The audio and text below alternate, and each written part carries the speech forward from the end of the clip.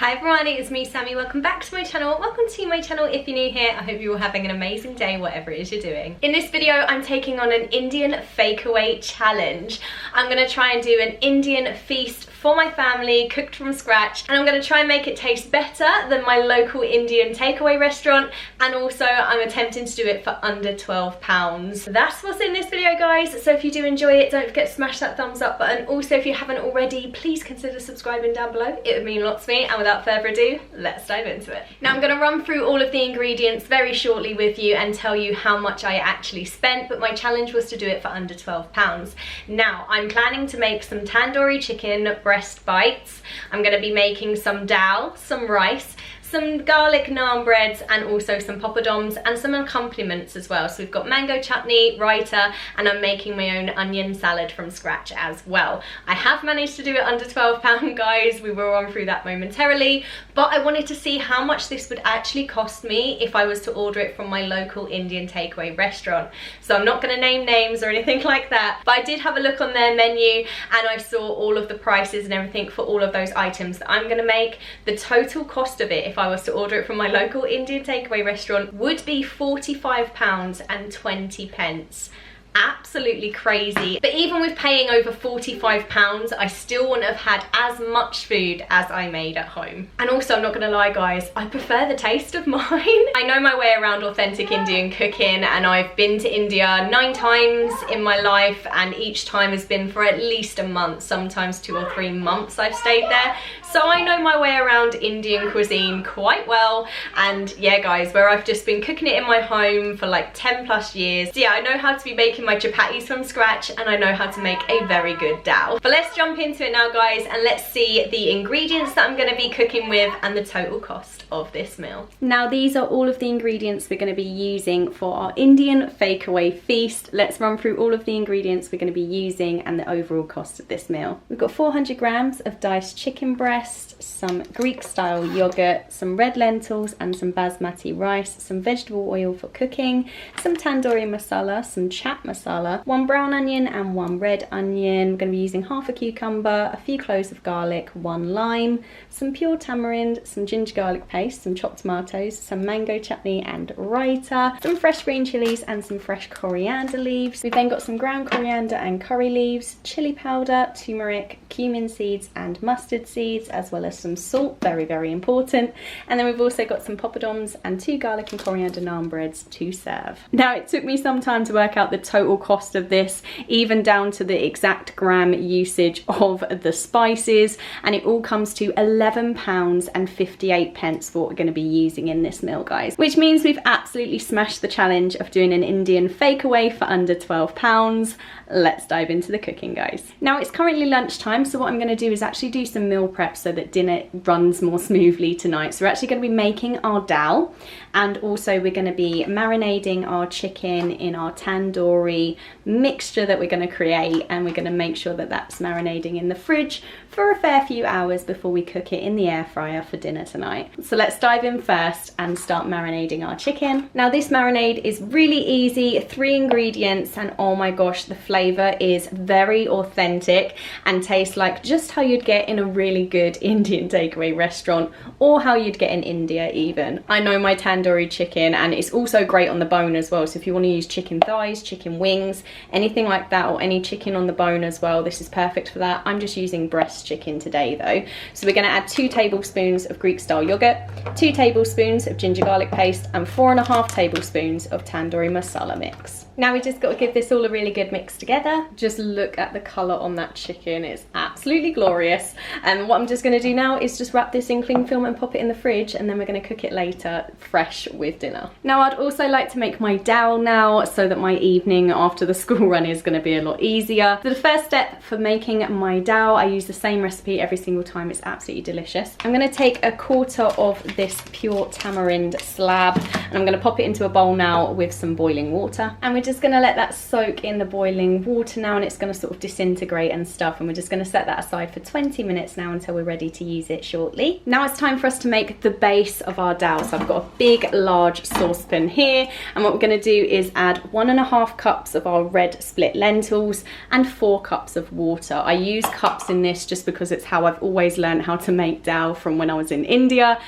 so it's just the way I get the right proportions. So 1.5 cups of red lentils to 4 cups of water. Just a note to add as well, I did put the 1.5 cups of lentils into the saucepan and rinse the lentils as well. If you've washed lentils before, you know how murky the water can get, so just wanted to add that in here as well, that I have rinsed my lentils. Now it's time to add the 4 cups of water. Next to add to this is our whole tin of chopped tomatoes and 1.5 tablespoons of ginger garlic paste. Then we're going to add 1 teaspoon each of turmeric, chili powder and ground coriander, as well as a generous helping of salt. I'm now going to slice up 5 green chilies lengthways, and we're going to pop our 5 sliced chilies into the dal now as well, and then we're going to give this all a really good mix. Now what I'm going to do is just bring this to the boil, and once it's started to boil, we're going to reduce it to a low simmer and let that cook for 20 to 30 minutes. And while that's coming to the boil, we're going to thinly slice our onion and thinly slice around 8 cloves of garlic. Our dal's been simmering for about 15 minutes now, so we're halfway through the cooking time. I do like to do it for 30 minutes, but some people like to do it for less, depends on your lentils and how you like it cooked. But it's been simmering for 15 minutes, so now we're going to heat up lots of vegetable oil into a frying pan now, and then we're going to add our onions in and cook that for 10 minutes.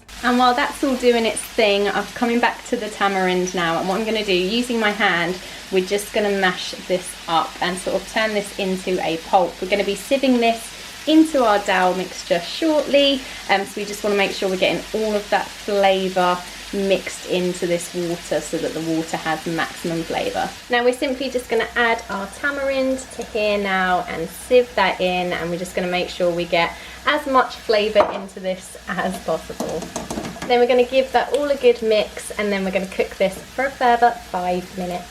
Then to our fried onions, we're now going to add our sliced garlic, 1 teaspoon each of mustard seeds and cumin seeds, and then we're going to add 8 to 10 curry leaves as well. And then we're going to just fry this all together for a few minutes until our garlic is golden and all of the spices start to splutter. This is what we call tempering when we do this with the onions and stuff and then add it in. So our tempering is now done. I've just turned it off the heat, and now what I'm going to do is get my potato masher, and we're just going to mash our dal to our desired consistency. This is the consistency that I like for my dal. Now we're going to add our tempering into here now and just cook it for 5 minutes so all the flavours can combine. All that's left to do now is to chop up some fresh coriander leaves. Then we're just going to add our fresh coriander into our dal now, give it a mix, and then we're going to taste it and season with salt as per our taste. And that is our dal all ready for tonight. All I need to do now is to reheat this in the evening. You can also make it fresh as well. I'm just trying to make my evening a little bit easier because I want to do the tandoori chicken and stuff tonight as well. This tastes absolutely incredible, guys. It's got the heat from the fresh green chilies as well as that depth of flavour from sort of like the caramelised onions and the garlic. It's absolutely incredible, as well as the hits from the fresh coriander and stuff as well.